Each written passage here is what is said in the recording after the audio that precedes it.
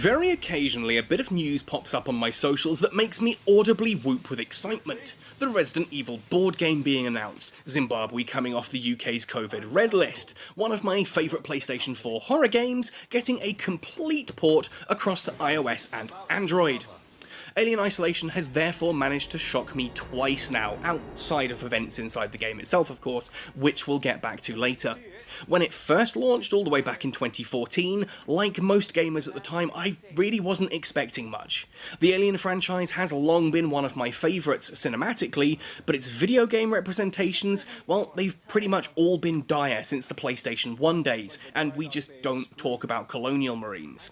The Alien Isolation ended up being something so iconic and utterly terrifying that it actually managed to live up to the namesake films was nothing short of a miracle.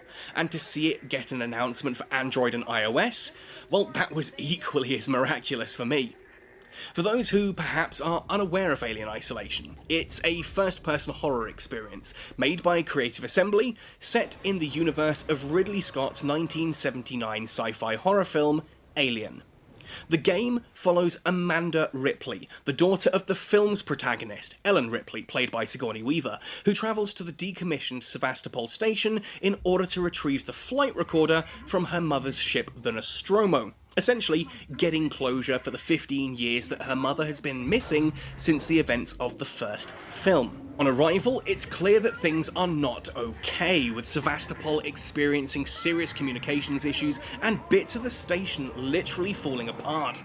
On attempting to board the station manually, Amanda is separated from her crewmates, Taylor and Samuels, and so begins the adventure. As you would expect from a horror game, things go from bad to worse. Alien Isolation's introductory experience is a slow burn, put mildly, with a few hours of world building and tension cranking before Amanda is ever in any real danger, but honestly, it doesn't feel wasted. Sevastopol is atmospheric, moody, even morose in its dilapidation, and the game introduces you to its many systems and mechanics over the course of this introductory experience. As Amanda attempts to make contact with her crew, she discovers that there is a monster on board the station, picking the inhabitants off one by one, and that the local working Joe androids appear to have utterly ignored their programming and are quite happy to murder any humans they come across in restricted areas. Eventually then, our paths cross with the titular alien itself. Now, what can be said about the alien that hasn't already been said 1,000 times in endless YouTube videos? It is terrifying. It is utterly terrifying. The alien will stalk you throughout the corridors of Sevastopol, actively hunting you and learning from your behaviours. If you keep hiding from the alien using lockers, the alien will start to investigate them, requiring you to lean back and hold your breath, and eventually it may even start to open them. It hunts, it learns, and it is utterly unkillable.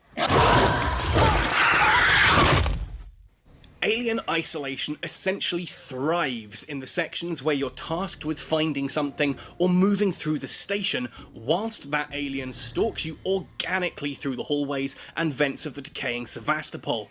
You'll need to be quick, quiet, and smart in equal measures in order to make it through. Though there are a handful of tools that you can craft to use as distractions, like flares or noisemakers.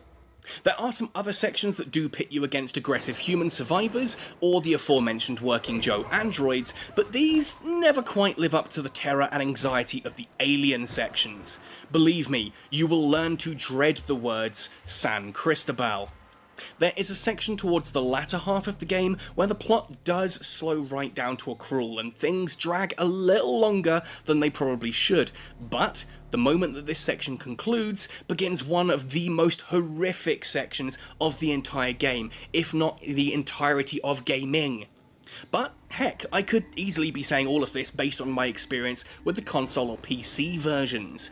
The real question here is, how does this mobile port hold up? Well, it's been done by Feral Studios, known for games like Grid Autosport and several real-time strategy games on Android, including Rome Total War and Company of Heroes. This is a studio that knows its way around a mobile port. This is a studio with a mobile gaming pedigree, and it shows. This game supports mobile Bluetooth controllers, and, if your device does, it even supports keyboard and mouse. Most importantly, the touch controls work beautifully, both with and without air triggers.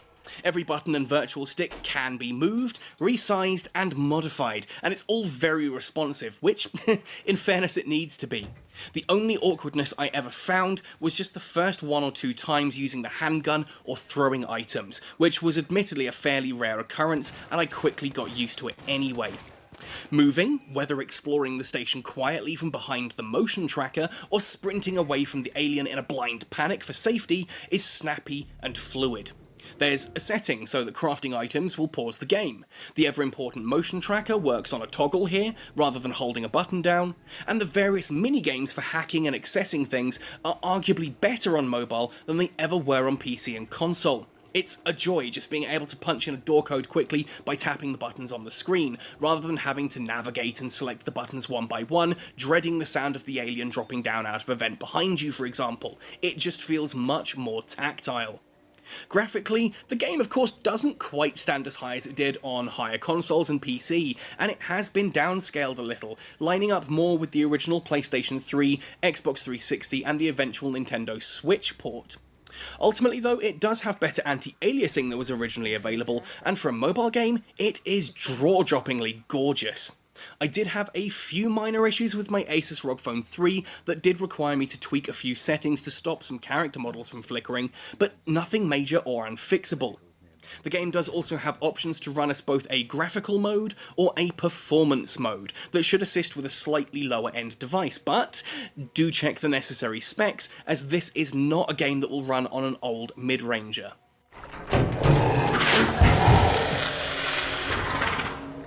The sound design is also genuinely improved here too. Of course, I'm playing in the dark using my Razer Hammerhead truly wireless headphones, and the immersion and audio design is outstanding. I've played the PS4 version for years, both on home surround and on good quality PS4 headsets, but the detail and quality here is astonishing. I've been able to pick out sounds and effects that I've never noticed on previous playthroughs, and the garbled, low-quality mutterings of the working Joes are more comprehensible now than they ever have been. Please take a seat. Someone will be with you shortly.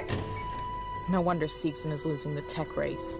Now, this is a fairly large download, and it does cost around $15 to purchase, which may put some folks off, but it does also come with all of the original game's DLC, which was truly astonishing to see, including the Crew Expendable DLC, where you play through the events of the original film as the original film's cast.